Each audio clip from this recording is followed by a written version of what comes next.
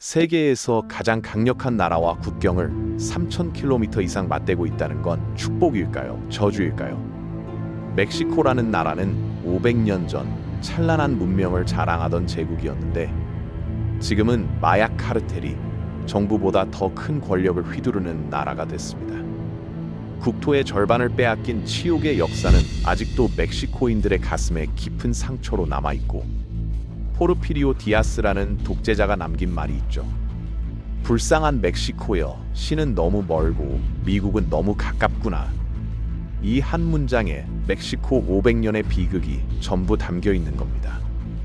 오늘은 이 나라가 어쩌다 이 지경이 됐는지 그 피눈물 나는 역사를 처음부터 파헤쳐 보겠습니다. 1519년 에르난 코르테스라는 스페인 정복자가 600명의 병사를 이끌고 멕시코 해안에 상륙했습니다. 이때 이 땅에는 아즈텍 제국이라는 거대한 문명이 존재하고 있었습니다. 수도 테노치티틀라는 인구가 20만 명이 넘는 대도시였고 호수 위에 건설된 이 도시는 당시 유럽의 어떤 도시보다도 크고 아름다웠거든요. 스페인 병사들이 처음 이 도시를 봤을 때 꿈을 꾸는 줄 알았다는 기록이 남아있을 정도입니다. 거대한 피라미드와 신전들이 하늘을 찌르고 있었고 운하와 다리로 연결된 도시의 모습은 베네치아를 연상시켰어요. 시장에는 6만 명이 넘는 상인들이 모여 물건을 거래했고 깨끗한 식수가 수로를 통해 도시 전체에 공급됐습니다. 아즈텍인들은 정교한 달력 체계를 가지고 있었고 수학과 천문학에도 뛰어났으며 의학 지식도 상당했어요. 유럽인들이 아직 목욕을 꺼리던 시절에 아즈텍인들은 매일 몸을 씻었고 도시의 위생 상태도 유럽보다 훨씬 좋았습니다. 600명의 스페인 병사가 수백만 명의 제국을 무너뜨릴 수 있었던 건 세 가지 이유가 있었습니다. 우선 총과 대포, 그리고 말이라는 압도적인 무기가 있었습니다. 아즈텍인들은 태어나서 말을 한 번도 본 적이 없었기 때문에 기마병을 보고 신이 내려왔다고 생각했고 코르테스는 이런 두려움을 철저하게 이용했어요. 게다가 아즈텍에게 정복당해 원한을 품고 있던 주변 부족들을 자기 편으로 끌어들이는 데도 성공했습니다. 특히 틀락스칼라 부족이 수만 명 규모의 병력을 제공하면서 전세가 완전히 기울어졌죠. 아즈텍 제국이 주변 부족들에게 얼마나 잔인하게 굴었으면 그들이 외부 침략자 편에 서서 자기 이웃을 공격했겠어요. 아즈텍은 정복한 부족들에게 막대한 공물을 요구했고 심지어 인신공양을 위한 제물까지 바치게 했거든요. 태양신에게 바칠 심장이 필요하다며 전쟁 포로들의 가슴을 갈라 심장을 꺼내는 의식을 정기적으로 행했습니다. 하지만 진짜 무서운 건 따로 있었습니다. 바로 천연두예요. 스페인 병사들이 가져온 이 질병에 대해 원주민들은 아무런 면역력이 없었는데 천연두가 퍼지기 시작하자 마을 전체가 며칠 만에 몰살당하는 일이 벌어졌습니다. 아즈텍의 황제 쿠이틀라오악도 천연두로 죽었고 전사들도 창을 들 힘조차 없이 쓰러져 갔어요. 시체를 치울 사람도 없어서 집안에서 그대로 썩어갔고 살아남은 사람들은 신이 자기들을 버렸다고 생각했습니다.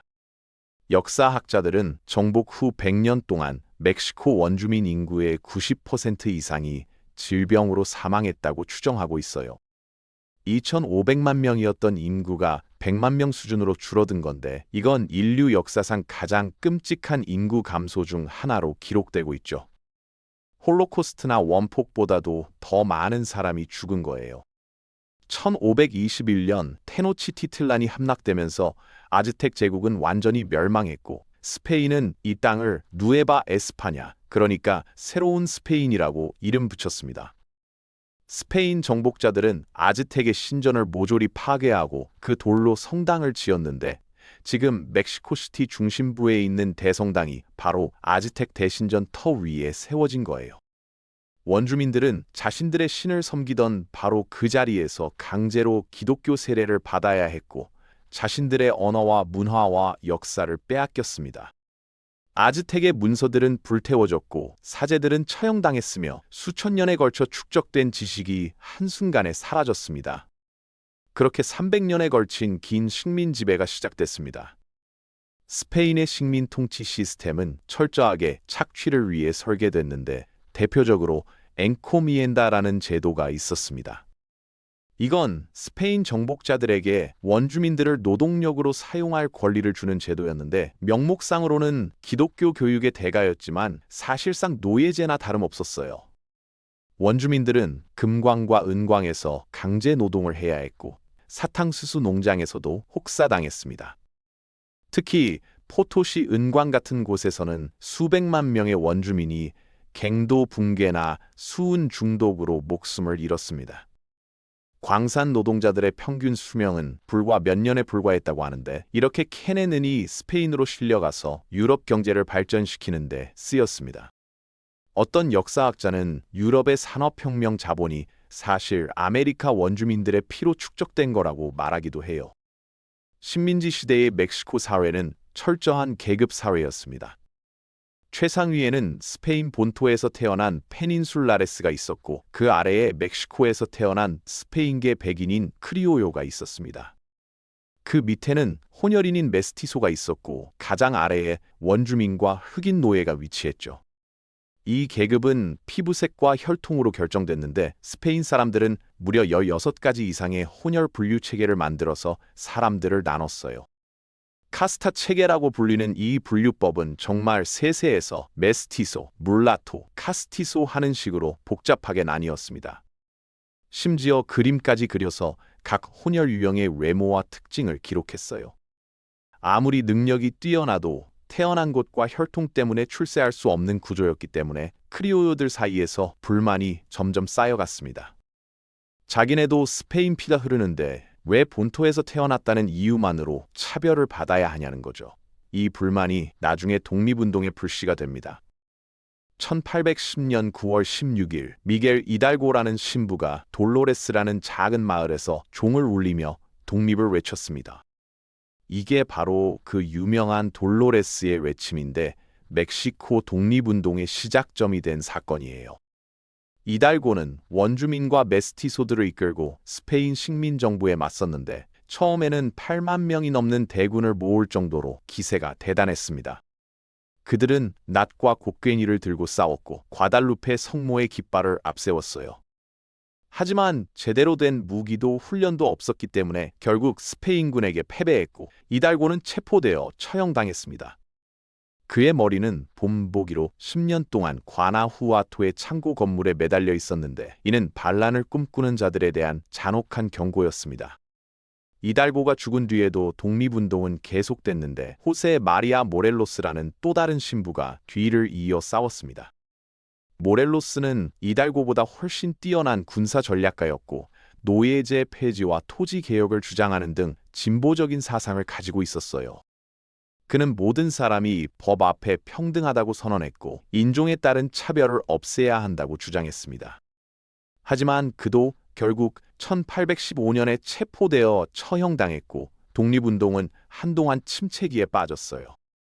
그러다가 1821년 아이러니하게도 왕당파 군인이었던 아구스틴 데 이투르비데가 독립군과 손을 잡으면서 멕시코는 마침내 스페인으로부터 독립을 쟁취하게 됩니다. 스페인 본국에서 자유주의 혁명이 일어나자 보수적인 크리오요들이 차라리 독립해서 자기들 마음대로 하는 게 낫겠다고 판단한 거죠. 독립은 했지만 문제는 그 다음이었습니다. 이투르비데는 자기가 황제가 되겠다고 선언했다가 1년도 안 돼서 쫓겨났고 그 뒤로 멕시코는 끊임없는 정치적 혼란에 빠졌어요. 독립 후 50년 동안 대통령이 50번 이상 바뀌었는데 쿠데타와 내전이 끊이지 않았거든요. 특히 산타 안나라는 인물은 11번이나 대통령직에 올랐다 내려왔다를 반복했는데 이 사람이 멕시코 역사에서 가장 논쟁적인 인물 중 하나예요. 한쪽 다리를 전투에서 잃었는데 그 다리를 국장으로 장례 지내게 할 정도로 자기 과시욕이 대단한 사람이었죠. 나중에 성난 군중이 그 다리 무덤을 파헤쳐서 거리를 끌고 다니며 조롱했다는 이야기도 있습니다. 이런 혼란 속에서 멕시코는 역사상 가장 치명적인 위기를 맞이하게 됩니다. 1835년 멕시코 영토였던 텍사스에서 미국계 이주민들이 반란을 일으켰습니다. 텍사스에는 원래 멕시코 정부의 허가를 받고 이주한 미국인들이 살고 있었는데 멕시코 정부는 인구가 희박한 텍사스 개발을 위해 이민을 장려했거든요. 땅을 거의 공짜로 나눠주면서 사람들을 끌어모았는데 이들의 수가 점점 늘어나더니 결국 멕시코 인구를 10대 1로 압도하게 된 겁니다. 이들은 멕시코가 노예제를 금지한 것에 불만을 품고 있었고 가톨릭을 믿는 멕시코에 속해 있는 게 싫어서 결국 독립을 선언했습니다. 알라모 전투 같은 유명한 전투가 벌어졌고 산타 안나 대통령이 직접 군대를 이끌고 진압하러 갔습니다. 알라모 요새에서 200명 미만의 텍사스 반군을 전멸시키긴 했지만 이게 오히려 역효과를 낳았습니다. 알라모를 기억하라는 구호가 퍼지면서 분노한 텍사스군이 사나신토 전투에서 산타 안나를 생포해버렸어요. 산타 안나는 목숨을 건지기 위해 텍사스 독립을 인정하는 조약에 서명했고 텍사스는 멕시코로부터 떨어져 나갔습니다. 멕시코 의회는 이 조약을 인정하지 않았지만 이미 엎질러진 물이었죠. 1835년 미국이 텍사스를 합병하면서 상황은 더욱 악화됐고 1846년 미국과 멕시코 사이에 전면전이 터졌습니다. 미국은 명백한 운명이라는 이념을 내세우며 태평양까지 영토를 확장하는 게 신의 뜻이라고 주장했어요. 전쟁은 처음부터 끝까지 일방적이었는데 미군은 베라크루스에 상륙해서 멕시코시티까지 진격했고 국립궁전에 성조기를 꽂았습니다. 멕시코는 굴욕적인 항복을 해야 했고 1848년 과달루페 이달고 조약으로 전체 영토의 55%를 미국에 넘겨야 했습니다. 텍사스, 캘리포니아, 네바다, 유타, 애리조나, 뉴멕시코 등이 이때 넘어갔는데 지금 미국 서부의 거의 전부가 원래 멕시코 땅이었던 거예요. 로스앤젤레스, 샌프란시스코 같은 도시들이 전부 한때 멕시코 영토였던 겁니다. 이 전쟁의 상처가 얼마나 깊었는지 멕시코 국립군사학교의 어린 생도들이 미군에 맞서 싸우다 죽은 니뇨스 에로에스 이야기가 지금도 전해지고 있어요. 13세에서 19세 사이의 생도 6명이 항복을 거부하고 싸우다 전사했습니다. 마지막 생도 후안 에스쿠티아는 국기가 적군의 손에 떨어지는 걸 막기 위해 국기를 몸에 감고 성벽에서 뛰어내렸다고 해요. 미국이 1,500만 달러를 대가로 지불하긴 했지만 캘리포니아 금광의 가치에 비하면 사실상 강도가 지갑을 뺏고 동전 몇 개 던져준 것과 다름없었죠. 영토를 잃은 충격이 채 가시기도 전에 멕시코는 또다시 자유주의자와 보수주의자 사이의 개혁전쟁에 휩싸였습니다. 베니토 후아레스라는 사포텍 원주민 출신의 지도자가 등장했는데 그는 가난한 농부의 아들에서 대통령까지 오른 입지전적인 인물이죠. 후아레스는 교회와 군대의 특권을 폐지하고 근대화를 추진하려 했지만 보수주의자들은 격렬하게 저항했고 3년간 피비린내 나는 전쟁이 벌어졌습니다. 후아레스가 승리하긴 했지만 나라는 파탄난 상태였고 외채 상환을 중단하자 프랑스의 나폴레옹 3세가 멕시코를 침공했습니다. 프랑스는 오스트리아의 막시밀리안 대공을 멕시코 황제로 앉혔지만 후아레스는 포기하지 않고 게릴라전으로 저항을 계속했어요.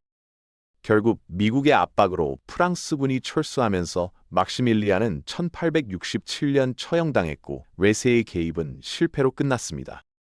1876년 포르피리오 디아스라는 군인이 쿠데타로 권력을 잡았는데 그는 무려 35년 동안 철권 통치를 했습니다. 이 시기를 포르피리아토라고 부르는데 멕시코는 외형적으로 철도가 깔리고 공장이 세워지는 등 엄청난 발전을 이뤘습니다. 멕시코 시티는 파리를 모방한 화려한 건물들로 채워졌고 상류층은 유럽 문화를 흉내냈습니다. 문제는 이 발전의 과실이 극소수에게만 돌아갔다는 겁니다. 디아스 정권은 외국 기업들에게 자원을 헐값에 넘겼고 농민들은 공동체 토지를 빼앗기고 대농장의 소작인으로 전락했습니다. 아시엔다라고 불리는 대농장에서 사실상 농노처럼 일해야 했고 빚에 묶여 자식에게까지 빚이 대물림됐어요. 1910년 무렵 멕시코 농촌 인구의 97%가 토지를 소유하지 못하고 있었고 전체 토지의 절반 이상을 외국인들이 소유하고 있었습니다. 1910년 마침내 화산이 폭발하듯 멕시코 혁명이 시작됐습니다. 북부에서는 전설적인 게릴라 지도자 판초 비아가 기마 부대를 이끌고 전역을 휩쓸었습니다. 남부에서는 에밀리아노 사파타가 땅과 자유를 외치며 빼앗긴 토지를 되찾기 위해 농민들을 이끌고 일어났습니다. 멕시코 혁명은 10년 동안 계속됐고 당시 인구의 10%인 100만 명 이상이 목숨을 잃은 것으로 추정됩니다. 혁명 세력 내부에서도 끊임없이 배신과 암살이 이어졌고 주요 지도자들은 대부분 비극적인 최후를 맞이했습니다. 1917년에 만들어진 새 헌법은 토지 개혁과 노동자 권리를 담고 있어서 당시 세계에서 가장 진보적인 헌법 중 하나였습니다. 혁명 이후 제도혁명당이 71년 동안 연속으로 집권했는데 선거는 치러졌지만 결과는 항상 정해져 있는 완벽한 독재였습니다. 1968년 올림픽 직전에는 민주화를 요구하는 학생들이 틀라텔로코 광장에서 학살당하는 비극도 있었죠. 2000년에야 71년 만에 역사적인 정권 교체가 이뤄졌지만 곧이어 마약 카르텔과의 전쟁이라는 새로운 지옥이 열렸습니다. 2006년 펠리페 칼데론 대통령이 마약 카르텔과의 전면전을 선포했는데 이게 오히려 폭력을 격화시켰습니다. 정부군의 공격에 카르텔들도 무장을 강화했고 조직 간의 영역 다툼까지 겹치면서 40만 명 이상이 목숨을 잃었습니다. 시날로아 카르텔 같은 조직들은 자체 군대를 보유하고 있고 어떤 지역에서는 세금까지 거두며 정부 행세를 하고 있습니다. 멕시코에서 마약 카르텔이 이렇게 강력해진 가장 큰 이유는 바로 미국입니다. 미국은 세계 최대의 마약 소비국이고 카르텔이 사용하는 무기의 70% 이상이 미국에서 넘어온 것으로 추정되거든요. 경제적으로도 멕시코는 미국에 극도로 의존하고 있어서 수출의 대부분이 미국으로 가고 미국에서 보내오는 송금액도 막대합니다. 시는 너무 멀고 미국은 너무 가깝다는 디아스의 말은 100년이 넘은 지금도 여전히 유효한 셈이죠. 그럼에도 멕시코는 여전히 거대한 잠재력을 가진 나라입니다. 1억 3천만 명이 넘는 인구와 젊은 노동력, 그리고 최근의 글로벌 공급망 변화로 새로운 기회를 얻고 있습니다. 500년의 역사를 돌아보면 정복과 착취, 혁명과 독재를 모두 경험했지만 멕시코인들은 자신들만의 정체성을 지켜왔습니다. 피눈물의 역사가 희망의 역사로 바뀌는 날이 올 수 있을지 멕시코의 미래를 지켜봐야겠습니다.